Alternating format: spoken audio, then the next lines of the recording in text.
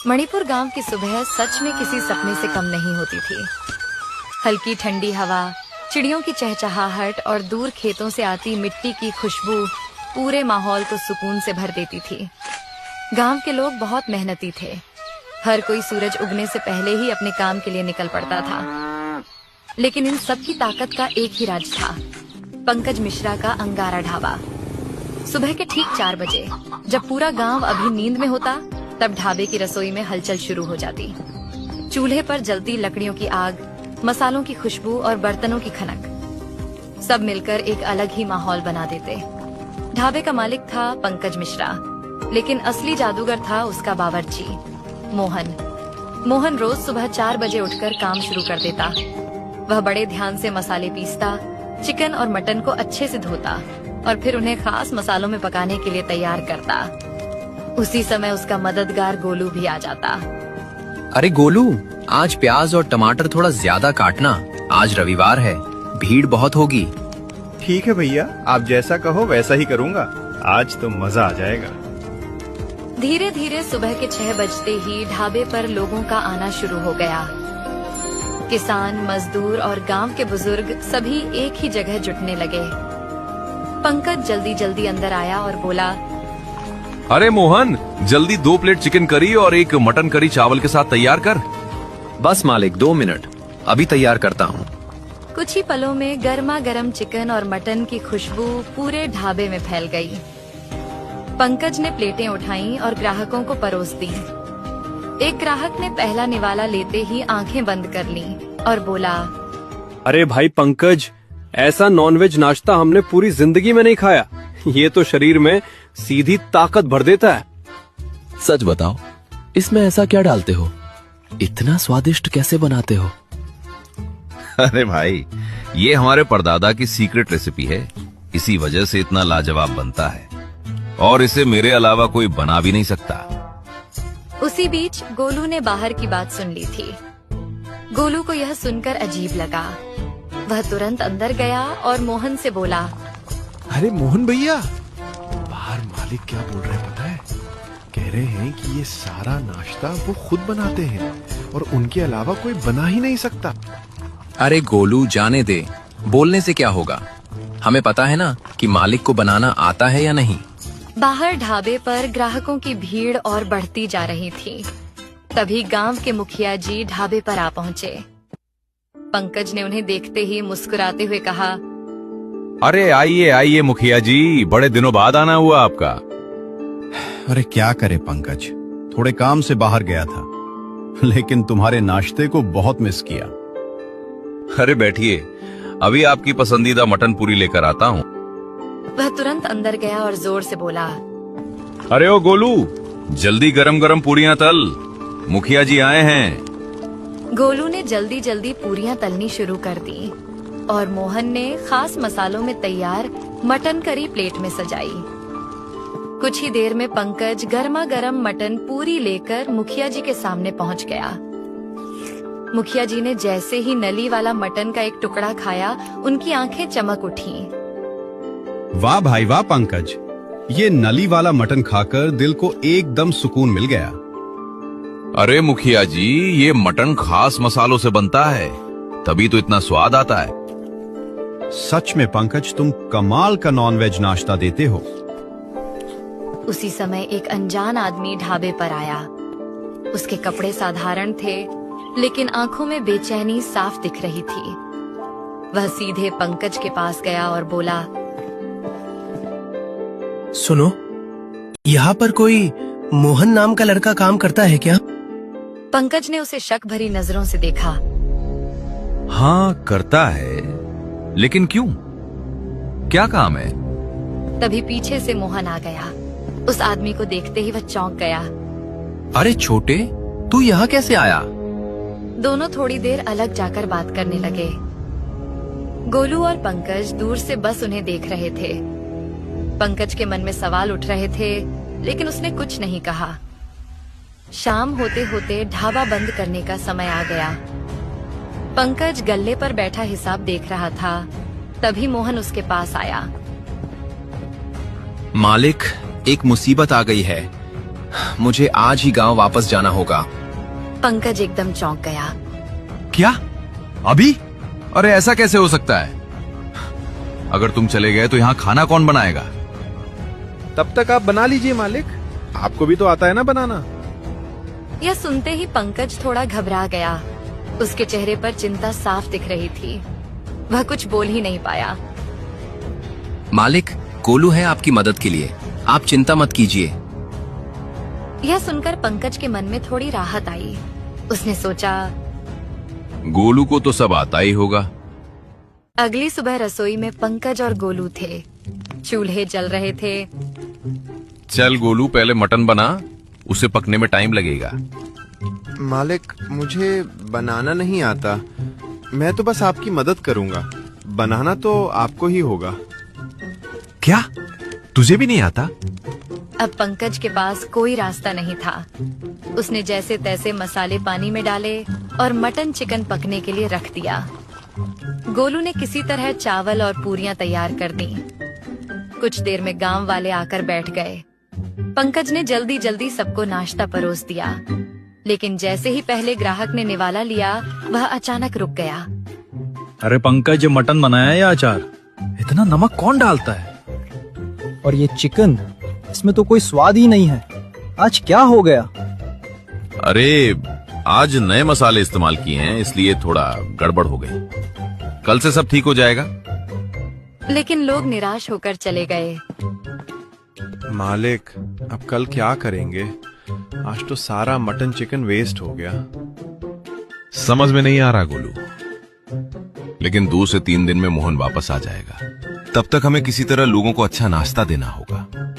मालिक, क्यों ना हम नया बावर्ची रख लें, वो बना देगा। नहीं, नया बावर्ची लाने की जरूरत नहीं है, बस कुछ दिन की बात है। फिर अचानक उसके दिमाग में एक चालाकी भरा विचार आया। अगर हम शहर के होटल से मटन और चिकन बनवा कर ले आएं और यहाँ परोस दें तो? अरे वाह मालिक, ये तो बढ़िया आइडिया है, किसी को पता भी नहीं चलेगा। अगली सुबह सूरज निकलने से पहले ही गोलू शहर की तरफ निकल पड़ा। कुछ ही देर में वह गर्मा गर्म मटन और चिकन लेकर लौट आया। ढाबे पर आते ही उसने जल्दी जल्दी उन्हें बड़े बर्तनों में डालकर गरम करना शुरू किया। जैसे ही खाना गरम हुआ, उसकी खुशबू पूरे ढाबे में फैल गई। वाह गोलू, आज तो खुशबू से ही ग्राहक खुश हो जाएंगे। धीरे धीरे लोग आने लगे और अपनी अपनी जगह पर बैठ गए। एक ग्राहक ने प्लेट आने से पहले ही कहा, आज खुशबू तो बड़ी शानदार आ रही है। लगता है आज मटन अच्छा बना है। जैसे ही लोगों ने पहला निवाला लिया, उनके चेहरों पर खुशी झलक उठी। वाह पंकज भाई वाह, ये है आपका असली स्वाद। बहुत बढ़िया बना है आज चिकन। मालिक, प्लान तो काम कर गया। हाँ गोलू, अब जब तक मोहन वापस नहीं आता ऐसे ही चलाएंगे, किसी को कुछ पता नहीं चलना चाहिए। 2 दिन बाद आखिरकार मोहन वापस लौट आया। जैसे ही वह ढाबे पर पहुंचा, पंकज के चेहरे पर राहत साफ दिखने लगी। अरे मोहन, अच्छा हुआ तुम जल्दी आ गए, अब सब ठीक हो जाएगा, कल से काम संभाल लो। अगली सुबह फिर से वही पुराना नजारा था। चूल्हे जल रहे थे, मसाले भुन रहे थे और मोहन अपने खास अंदाज में मटन और चिकन तैयार कर रहा था। कुछ ही देर में पंकज ने खाना ग्राहकों को परोस दिया। लेकिन जैसे ही लोगों ने खाना शुरू किया, माहौल अचानक बदल गया। एक ग्राहक ने माथे पर शिकन डालते हुए कहा, अरे पंकज भाई, ये मटन तो कल जैसा नहीं लग रहा है। हाँ भाई, ये तो पुराना वाला स्वाद है, हमें तो कल जैसा नया स्वाद चाहिए। यह सुनकर मोहन चौंक गया। उसे कुछ समझ ही नहीं आया कि ये लोग क्या कह रहे हैं। पंकज, जो तुमने नया मसाला डाला था ना, वही बढ़िया था, कल से वही डालकर बनाना।